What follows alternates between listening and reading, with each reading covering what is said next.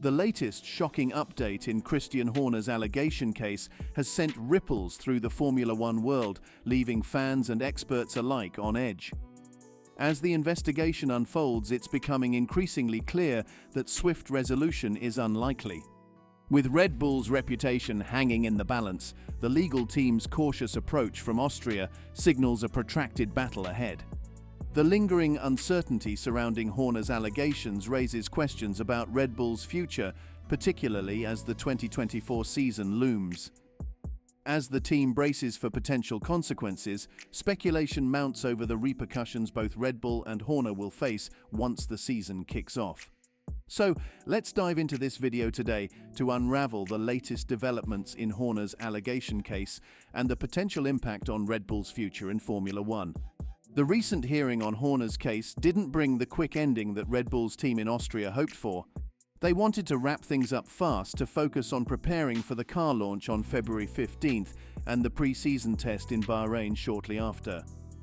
However, external lawyers in the case decided that one hearing wouldn't resolve it.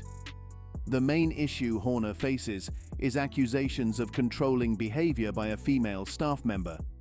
Horner has strongly denied these allegations in recent days. But the lawyers aren't rushing their decision. They want to ensure that everyone involved gets their say. The female staff member will also have to answer some tough questions. Expectations and process. According to Sky F1's Craig Slater, the hearing wasn't a conclusive event. It was more of a meeting and interview with Horner held in central London instead of Red Bull's headquarters. There's no immediate outcome expected from this session. Given the serious nature of the allegations, Red Bull is taking the investigation seriously. Christian Horner is facing serious allegations, but it's essential to remember the principle of innocence until proven guilty. Right now, he's considered innocent until proven otherwise. This presumption of innocence is why investigators are delving deeper into the matter. The consequences of this case are significant for all parties involved. If Horner is found guilty, it could end his Formula One career. The female staff member might also face repercussions, potentially losing her job with Red Bull and every Formula One team. Red Bull hoped for a swift resolution, but after the initial interview on Friday, it's clear that more interviews will follow. Horner vehemently denies the allegations and is determined to clear his name.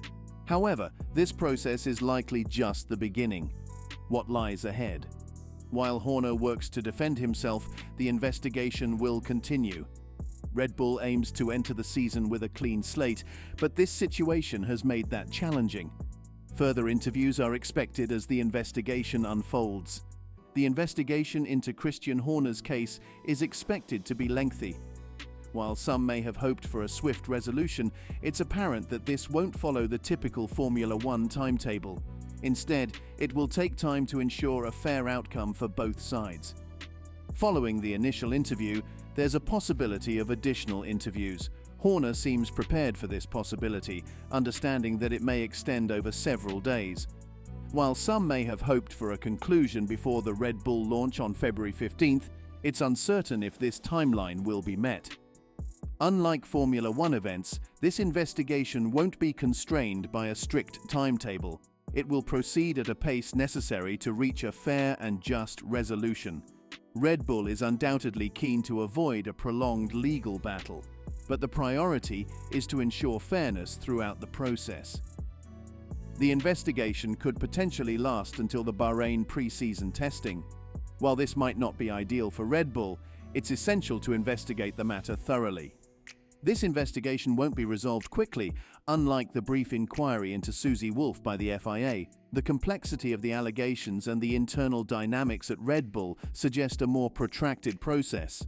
The recent power shift within Red Bull may have contributed to the emergence of these allegations. Christian Horner holds a significant position as the CEO of Red Bull Racing, with none above him in this hierarchy. And however, it's noteworthy that the complaint was lodged directly with the Red Bull GmbH branch in Austria, not the F1 racing division. This raises questions about the seriousness of the allegations or whether they are part of a larger internal power struggle. The situation hints at internal conflicts between Red Bull's owners. The complaint's direct route to the Red Bull GmbH brand suggests a possible setup to oust Horner from his position. So, Red Bull's ownership structure adds complexity to the situation.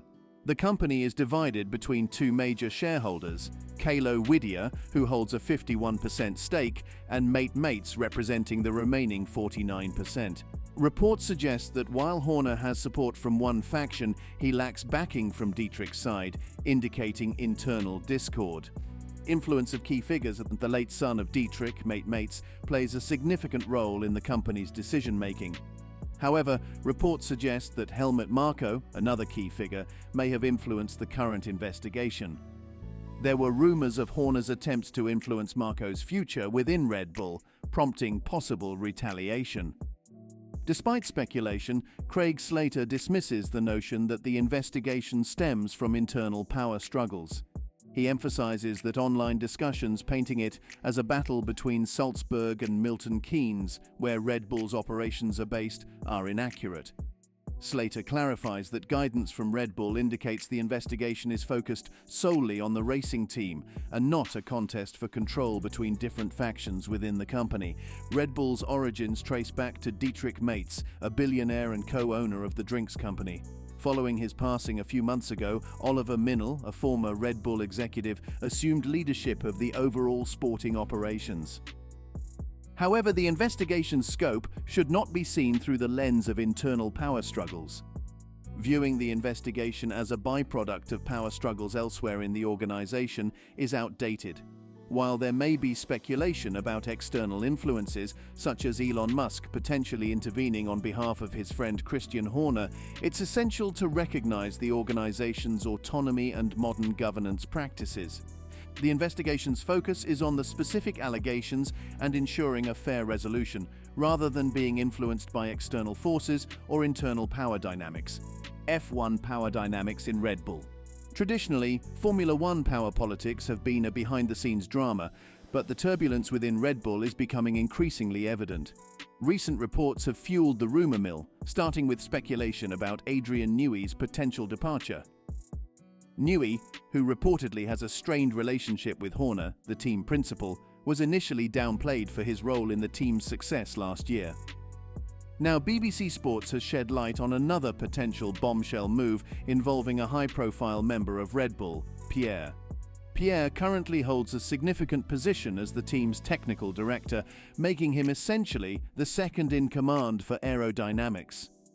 He rose to this position after joining the team in 2013 and fostering important relationships along the way. Pierre holds significant responsibility for shaping the aerodynamics of Red Bull's car, influencing how it performs on the track.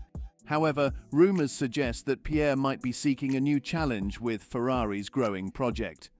BBC Sport reported that many insiders in F1 without concrete evidence believe Pierre, Red Bull's technical director, is effectively second in command to Horner and may soon head to Italy. Similar rumors surrounded Newey before. While Pierre declined to comment on his relationship with Horner, he expressed his desire to stay with Red Bull if they wished to retain him, regardless of Horner's future. Challenges ahead for Red Bull. BBC Sport also reported that Horner might not survive the allegations against him, potentially leading to his removal as team principal before the 2024 season. However, this could prove challenging given the ongoing investigation and the complexities involved in dismissing Horner.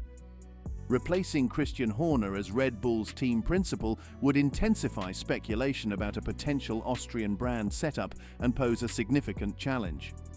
Horner's remarkable achievements, leading the team since 2005, securing 7 drivers and 6 constructor championships, make finding a suitable replacement daunting. The team's fans and internal structure might strongly resist replacing such an iconic figure. Jonathan Wheatley, the current sporting director who joined Red Bull in 2006 from Renault, emerges as a likely replacement. Wheatley has played a crucial role in the team's success. Additionally, there's speculation that Oliver Minel could take over the racing branch. However, this adds fuel to the conspiracy theories surrounding a possible internal coup within Red Bull. The ongoing hearing and uncertainty surrounding Horner's future could jeopardize Red Bull's perfect start to the season. If minds within the team are preoccupied with the hearing's outcome and the future of their team principal, their rivals might capitalize on this distraction. Furthermore, with expectations of close competition in 2024, Red Bull cannot afford additional challenges beyond their on-track performance.